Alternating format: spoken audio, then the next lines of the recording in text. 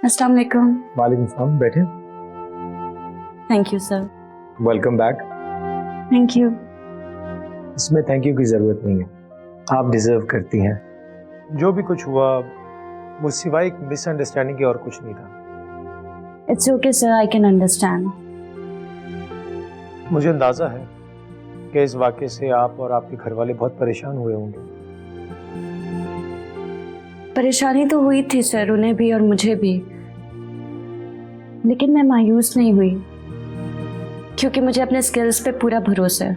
देखिए मिस आलिया, आपकी स्किल्स पर तो किसी को कोई शक नहीं है, इसीलिए आपको दोबारा बुलाया गया। आपकी वजह से हमेशा कंपनी को फ़ायदा ही हुआ है।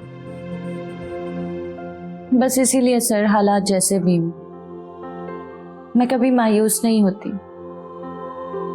अब्बा जी ने हमारी परवरिश भी कुछ ऐसे ही की है कि हालात जैसे भी हों सर उठा के चलना है और अल्लाह की रहमत से कभी मायूस नहीं होना। आप यकीन कीजिए मिस आलिया, मुझे रश्क आता है आपके इत्मीनान पे। बाकी आपकी बहुत अच्छी तरबियत हुई है।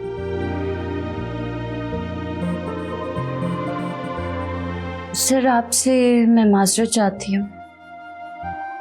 आप पहली दफा हमारे घर आए और आपके साथ ऐसा सलूक हुआ।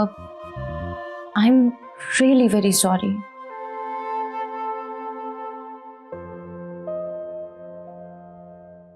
आंटी, मैंने फैसला किया कि मैं अब मजीद यहाँ नहीं रुकना चाहती। बिनिश, तुम इतनी जल्दी हार मान जाओगी, मुझे तुमसे ये तवक्को नहीं थी। आंटी आप भी तो देखें ना, 0 इंटरेस्ट रखता है रजा मुझ में, किसी और की वजह से मुझसे इस तरह का रूड बिहेवियर रखता है। मुझसे नहीं होगा ये सब। मैंने कहा ना, गलती हमसे हुई है, हमें इतनी जल्दबाजी नहीं करनी चाहिए थी। मैंने वो ही किया जो आज तक आप मुझे बताती आ रही हैं, और अब आप ये कह रही हैं। देखो बिनिश, तुम थोड़ा सा रिलैक्स हो जाओ। मैं कह रही हूं ना कि गलती हमसे हुई है, बल्कि हम दोनों से हुई है। मदावा भी हम दोनों मिलके करेंगे ना। तो बस अपना रवैया पहले जैसा रखो, जैसे कुछ हुआ ही नहीं है। बाकी मैं सब कुछ संभाल लूंगी। कोशिश करूंगी, वादा नहीं करती। आलिया को दोबारा ऑफिस में देखकर मुझसे बर्दाश्त नहीं होगा।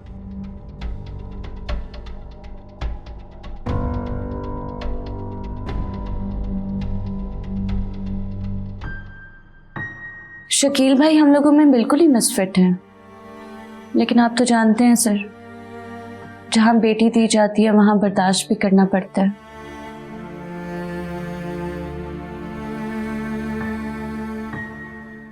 बस अब्बा जी बर्दाश्त ही कर रहे हैं और हमें भी यही तलकीन की है, जबकि बाज मौकों पे मैं बहुत जज्बाती हो जाती हूँ।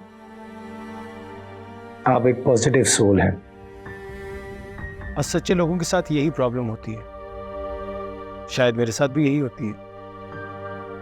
हाँ, लेकिन उन्हें देखकर कहीं से ऐसा नहीं लगा कि आपसे उसका कोई रिश्ता हो सकता है। जी सर, ऐसा ही है। उन्हें तो मेरी जॉब करने से भी प्रॉब्लम है। अब मैं उनके कहने पे अपनी जॉब क्यों छोड़ूं?